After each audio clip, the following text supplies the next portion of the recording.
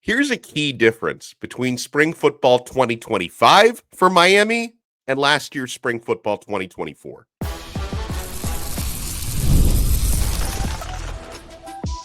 You are Locked On Canes, your daily podcast on the Miami Hurricanes, part of the Locked On Podcast Network, your team every day. Happy Saturday. I'm Alex Donno, University of Miami alumnus, co-host of Locked On ACC, and writer for Canes County Rivals. And thank you so much to the everydayers for making Locked On Canes your first listen and your first watch today. We're available free wherever you get your podcasts. We're free on YouTube. We're part of the Locked On Podcast Network, your team every day. This episode is brought to you by 5 Hour Energy. Head to 5hourenergy.com and find over 15 flavors to choose from. Need one now? Grab a 5 Hour Energy shot at your local grocery or convenience store. Stock up today and stay energized. On this episode with our special guest, who we'll introduce in just a second, we'll talk about potential roster needs next month when the transfer portal opens again. We'll talk about a top secret scrimmage that's happening today and who we'd like to hear steps up in that scrimmage, expectations for the season coming up. But here is a key note, and shout out to David Lake at Inside the U for sharing this feedback that he's been getting on spring practices so far. Because remember, the media can only watch a small portion of it, okay? But the feedback so far, and this may seem normal, and it usually is normal, is that right now Miami's defense is ahead of the offense. Now, the reason why I bring this up as notable is that was absolutely not the case last year. At this time last year, the defense was already getting routinely picked apart by Miami's offense. Now, on the one hand, that was a sign of things to come in two directions, okay? Miami's offense would go on to be the number one in the country, while the defense would be, we prefer not to talk about Miami's defense last year. So the defense actually winning a lot of these battles so far, I think, is encouraging, but I wonder if that's still going to be the case once Carson Beck is healthy again. So we have so much to talk about here. Let's bring in, long overdue, I've been on this man's show before. He does a tremendous job. Hopefully you already know what Cafecito and Canes is up to. John from the Cafecito and Canes show is with us. Oh, I see you got your coffee with you, which is perfect. Oh, much needed. You talked about 5 Hour Energy earlier. Love 5 Hour Energy, but this is my go-to every morning. I love them both, man. So your thoughts on again, I think it's a good thing, John, that the defense is reportedly ahead of the offense right now, given how bad Miami's defense was last year. Oh, 100%. I mean, there's a lot of new faces on defense, first and foremost, but the guys that are left over from last year, I mean, they're probably feeling embarrassed about the way things ended, and they should be, honestly, and that shows me that they got a little pride. So that, all the new faces, all the, the upgrades in talent in the secondary, especially, the upgrades in talent on the D-line, you got David Blay, and then you got all the new coaches that, usually when you have new coaches coming in, they're installing a new system. The offense hasn't seen it yet, so it's all new to them. And yeah, the defense being ahead of the offense in most scenarios, you look around the country, that is usually the case. Of course, Carson Beck being out, that's going to contribute to it. But then you mentioned last year, there are instances where I've seen that happen just with the Canes alone. If you want to rewind the clock for a second, 2009, when we hired Mark Whipple to install he had a really innovative offense, and he had Ja'Cory Harris returning, and that offense was way ahead of the defense that year. I remember they were clicking. Last year, same thing. Shannon Dawson, you got Cam Ward, best player in the country. Yeah, of course. In those situations, the offense is going to be a little bit ahead, a little more firepower. But yeah, I think if fans are worried that the defense is ahead of the offense, I don't think you should be. Your starting quarterback's out. You just lost. It's going to be a step down from Cam Ward, no matter who it is. Yep. So I wouldn't worry too much about it. Let's see what happens in these top secret scrimmages. Let's see who stands out. And my goal is no injuries. And do we look better in August? That's all I care about. So in terms of all the new players on the defensive side of the football, Miami revolutionized, we hope anyway, the defensive backfield. They brought in 5 new guys in the transfer portal. Some of the freshmen, like a guy like Chris Ewald, looks like he may be able to get on the field, right away. We'll see how that goes. But in terms of the new players, who are you most excited about? And do you think with all the changes on defense that, it's not just going to be spring practice, that once we get to the games that count, that defense can keep winning their battles?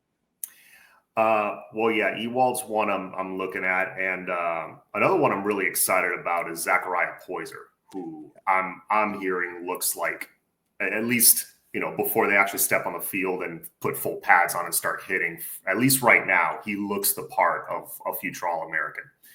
We've been lacking that at safety we just had that at safety a couple of years ago with Cam Kinchins, but now you got a dude with even that looks even more like the body type and the talent and the speed that you want. We were lacking that last season. Another guy, also in the secondary, Xavier Lucas, who, came with a little controversy, just a little bit. But he got here and, hometown kid, definitely one that was highly coveted. And you'll see why, because I think he had a stellar season as a true freshman, as a corner. That's another thing we've been lacking for a while is that lockdown, like physical lockdown corner. He's a bigger guy, kind of reminds me a little bit of Antrell Roll. Antrell Roll was huge for a corner. He was like 6'1", 6'2", 200-something pounds. Definitely hit the weight room often. That I think Xavier Lucas will be that kind of guy, plus all the other dudes you brought in. So, but those are two guys that I'm looking at specifically. Now, what about on the offensive side of the football? And it doesn't have to be, newcomers. Miami didn't bring in as many on that side, but who you think could take a big step forward this year, especially talking about receivers and tight ends with a lot of guys moving on to the NFL and moving on to other programs from last year? Well, first of all, Elijah Lofton, I think could be this year's Brock Bowers for Carson Beck. Not saying he's going to put up the same numbers or he's going to be the same exact type of player, but Brock Bowers being that number one favorite target for Carson Beck, that being that security blanket really helped him. He didn't really have that last year in Georgia. Yeah, his numbers took a bit of a tumble, but they also led the country in drops. They also, their running game wasn't quite as good. It wasn't your typical Georgia running game where they have like two NFL running backs just tearing it up. It was a bit of a drop off for them. But yeah, this year I see Elijah Lofton really being that security blanket for him. And I think fans are going to love Lofton. They just got a glimpse of him last year. He can do it. He is a Swiss Army knife. He can do it all. And he's a playmaker. And then, of course, you got CJ Daniels, who you brought in. I think he will probably develop a nice rapport with Beck during these next few months. But another guy that I really look forward to seeing his development is left tackle Markel Bell. He came in, looked, I'm not going to lie, I'm not going to sugarcoat it. It looked rough at first when he came in. But dude's 6'9", 350 whatever pounds he is. Physically, he's an absolute freak. But since he kind of had a rough game against Virginia Tech last year, he's done nothing but do this. He's improved tremendously week after week after week. He's got to improve a little bit his blocking in space, but on passing downs, like traditional passing downs, good luck getting around that guy. His wingspan is just absurd. It's like Bryant McKinney. And I'm sure NFL scouts are looking at CC for sure, but I'm sure they are drooling over the measurements, the physical attributes of Markel Bell. And if he continues to improve, that guy's going to make a lot of money next year in the draft. You described that perfectly with Bell, and really what he went through last year, it was the ultimate example of on-the-job training, like developing, actually playing in games versus developing just behind the scenes in practice, because he got better and better with every start that he got last year. And you saw even after Jalen Rivers came back from injury, they still needed to get Markel Bell on the field to get your best five out there. So when we come back, Miami has, we think, a top secret scrimmage happening today.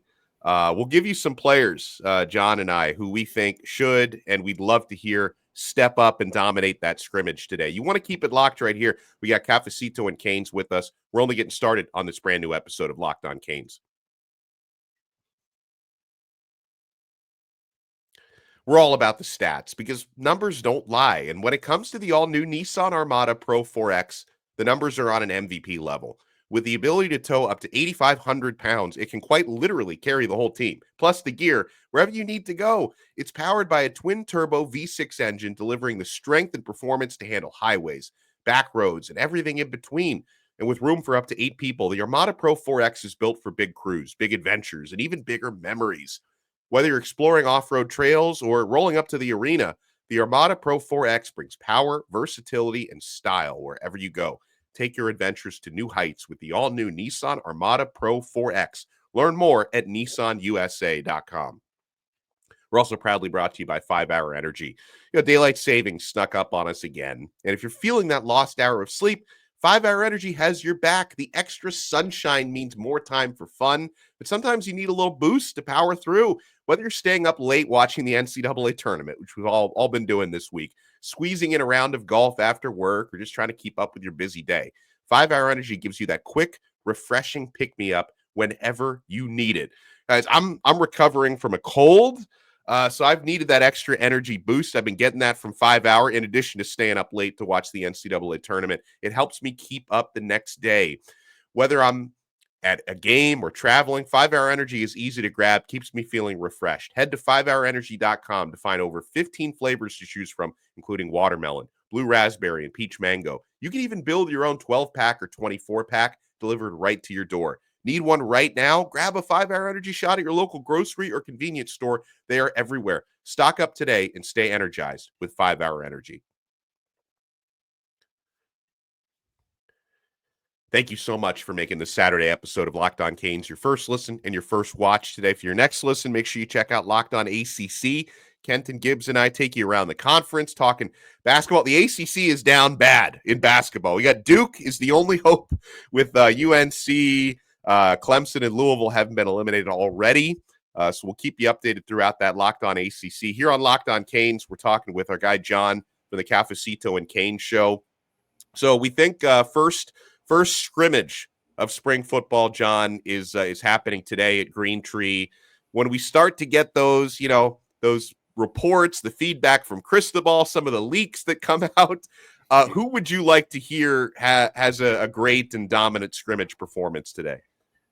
Well, first of all, obviously with Carson, Beck out, like we mentioned before, I want to see a QB, a backup QB really step up into that role and secure that role. I don't want to hear that, it was just dink and dunk up and down the field, or, they got totally dominated by the defense. I'm kind of expecting the defense to dominate this first one. Again, new scheme, offense hasn't seen, new talent. They're going to be flying around. I don't see, at least through the passing game, I don't see anybody really taking over this one offensively. But if they were to, I would like to see one of the two backups, either Judd Anderson or Luke Nickel. Honestly, I don't really care who it is. One of them better step up and at least have a nice showing and at least show us, okay, this dude's on his way. He's on track to maybe starting for us one day. Because I don't want to have to depend on Darion Coleman in a year and a half to come in and start day one. I want, a bit of a bridge. Somebody come in and be the starter for a couple years first. So show us a flash there. And honestly, linebacker play, I need to see us get better there. Because since the Denzel Perriman days, we had Quarterman and Pinckney for a little while there. They were solid. They made the NFL. But Perriman was a guy that, he's still – and I think he just signed another contract recently. So a decade later, he's still a productive NFL player. I want to see that. So maybe a guy like Popo, a guy like a Darius Hayes. I want to see someone like that step up. You read the stat sheet and they had 8 tackles, a TFL, and a sack. I'm like, okay, someone's starting to poke their head out at linebacker now. I need to see that. We really lacked that last year. And then maybe, back on offense, maybe Mark Fletcher. A lot of people are talking about Jordan Lyle, maybe leapfrogging him as the starter. I like to see Mark Fletcher really, I want to see that competition. Again, whoever emerges as the RB1, I don't really care who it is. As long as there's that competition that they're trying to beat each other out, that's what makes them great. But I'd love to see Mark Fletcher kind of respond to that and have a great game.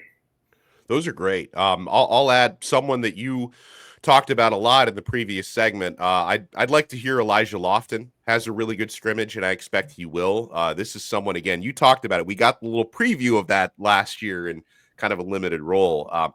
To me, I think Lofton, for as good of a year as Elijah Arroyo just had, I think Lofton has an even higher ceiling. And so, this is going to be his year. The world is his oyster this year. So Miami's a versatile tight end. I'd like to hear about him having a great scrimmage. I expect JoJo Trader to have a good scrimmage. So like he's like on my my gold star list. So I'm gonna say that aside from JoJo Trader, I'd also like to hear about more goods from Malachi Toney, who's been having a really good spring so far. And you mentioned linebackers, so I'm going to go defensive line. I'd like to hear, Ruben Bain has been really good in practice, and Armando Blunt. I want to hear about Bain and Blunt, the former Miami Central duo, being really disruptive in the scrimmage. So that's what I'm looking at for today. And I'm going to have a chance after the scrimmage is over to talk with Mario Cristobal and a few of the players. So we'll see how much info Cristobal is willing to give to us after that scrimmage later on today. Your impressions, John, on the new coaches on the defensive side of the football. You got Corey Heatherman coming in, Will Harris, Zach Etheridge with the defensive backs, Damian Lewis coaching the defensive tackles. On that group, who are you most enthused about?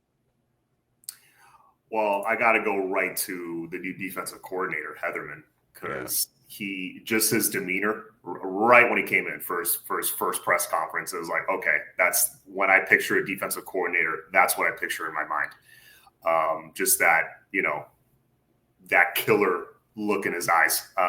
But that's who I'm looking for, that first and foremost. And if he's that alpha that we needed to run the defense, and if everyone on that staff is on the same page, that would be huge for us. And that starts with him. It starts at the top. And, Mario has shown in the last year that I think he can give up the reins to that coordinator to run that unit, as he did with Shannon Dawson last year.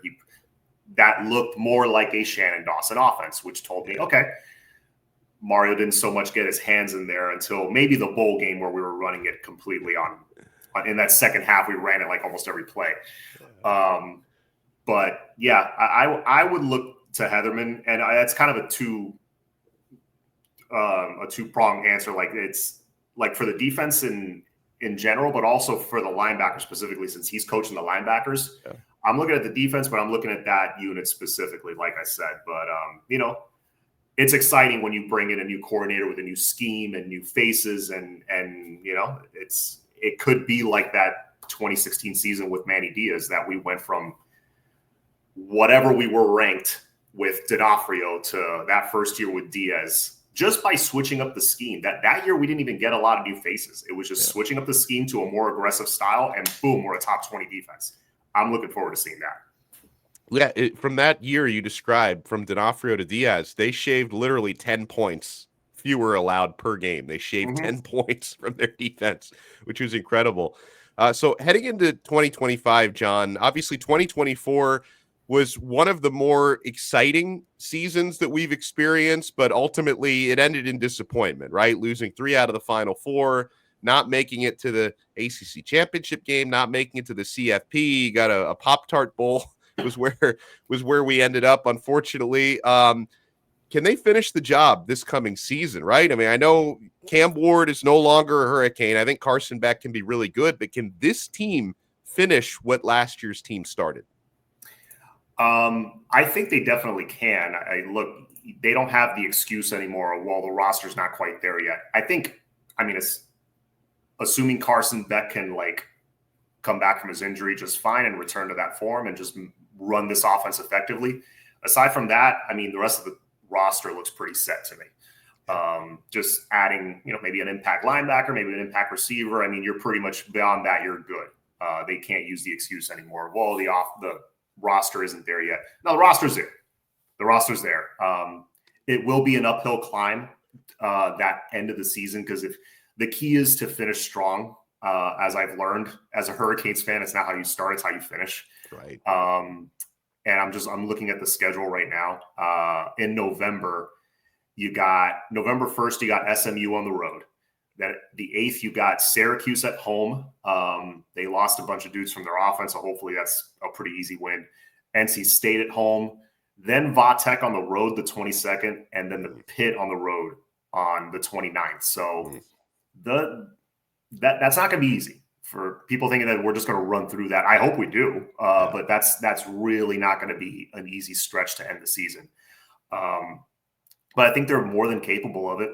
You know, I think aside from Clemson, also there's really no other team in the ACC that's like, except for possibly Miami, that could really take a stranglehold of it and just like lock their place into Charlotte. But yeah, Clemson to me looks like a juggernaut kind of team. But hopefully Miami can be that next team down. There's a lot of potential. There's a few potential teams in the ACC, but they have a lot of question marks on their squad as well. We're not the only team with question marks. Yeah. But it's just a matter of, getting those wins down the stretch, because I think that's our easiest path to the playoff is getting to Charlotte. And if you can beat Clemson, I mean, you're in automatically, obviously, but if you could at least get to, say we go like 9-3, but if you get to Charlotte, that looks really good on the resume, as opposed to like, you start the season with a win against Notre Dame, maybe you beat Florida. Great. Awesome. But those are non-conference games. Right. You could bottom out later in the season and no one cares about those 2 wins. You know what I mean? So yeah, that's how I feel about it. That's well said. When we come back, what is Miami's transfer portal going to look like when that thing opens up? In less than a month, by the way, 3 weeks away from the transfer portal reopening. What's Miami going to do? How active will they be? You want to keep it locked right here, my friends. We're not done yet on this brand new Locked On Canes.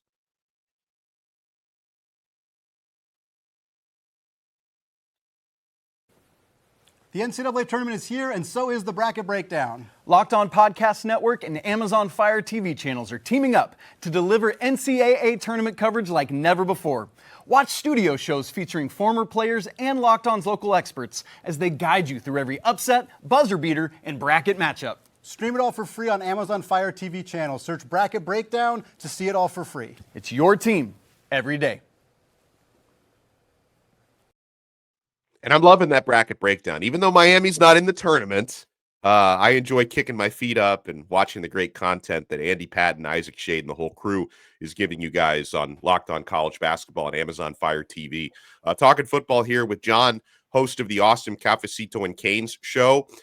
So you talked a little bit, John, about maybe a couple of needs heading into April.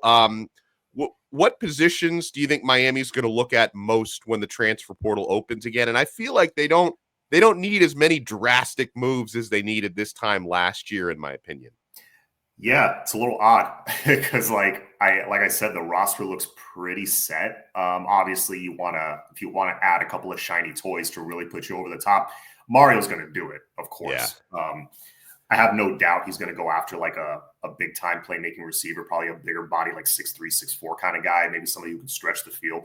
So obviously you're looking for a wide receiver one to really compete with JoJo for that wide receiver one spot. And if you got JoJo on one side and another top tier talent on the other, I'm feeling a little better about that passing game.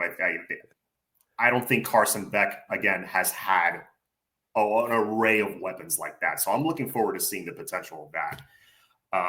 But the thing is, even if we don't get a wide receiver for whatever reason, I think we will, but say we don't, hypothetically, I think our squad is pretty good with Daniels and JoJo and you got Malachi Toney.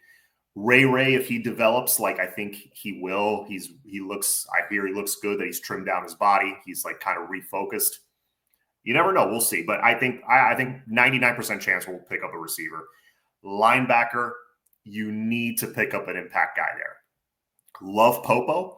I love Adarius Hayes, looks huge. we haven't had huge linebackers like that, really. I mean, we've always been known for small, fast linebackers. Yeah, that's right. We have. Dating back to like when Ray Lewis was here, he even said in an interview, he weighed like 215 when he was here. Yeah. So develop those two guys, but go out and get a big time playmaker to maybe put at the mic and be like the quarterback of that defense. And then one other position I would add, again, I trust Mirabal and I trust Cristobal, but potentially if you could add another interior lineman for depth, maybe that it can compete, can light a fire under other people's butts. I wouldn't be opposed to that. Cristobal's always looking at the O-line, so I think it would be a safe bet that, of course, the portal giveth and the portal taketh away. So you're going to lose. That's right. You're going to lose a few guys. You might lose a couple linemen. You never know. Sometimes these names are a surprise, so maybe filling in a gap at I'm not saying someone's going to leave specifically, but I'm just thinking like guard, center, some interior position like that. You can never have too many of those. So those are like my top three. I think that's a great point that I don't talk about enough, in that when we're assessing what the needs are going to be in April, we don't know for sure who we're going to lose either. So there could be new needs that get created. Obviously, we always hope that nobody really impactful leaves in April, but it can happen. I mean, if we're talking about trying to get an impactful guy at receiver, right? If another great team may lose a guy, we could lose people as well. That's a fair point you bring up, John. John, let the people know where they can find the Cafecito and Kane show and what they can find. I was on the show recently, which was a pleasure. Been on with you a couple times, and I can vouch for John. John does a really good job. So let the people know where they can find your stuff. Well, first of all, I appreciate you having me on. I appreciate the compliments, because coming from you, a media radio vet, I did not come from that world. So I started this thing from scratch, no experience, and just kind of learned as I went.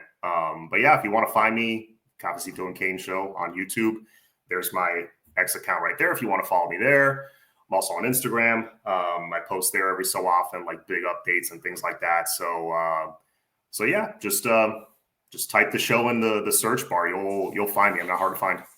I love it. Well, I'll be talking with Coach Cristobal a little bit later on today. If we hear any good stuff about that scrimmage, we'll pass it along to you guys. Thanks to John. Thanks to everyone. Make sure you smash that thumbs up button, hit that like button, subscribe to Locked On Canes, subscribe to Cafecito and Canes as well. And we'll talk to you guys next time on another episode of Locked On Canes. We are part of the awesome Locked On Podcast Network, your team every day.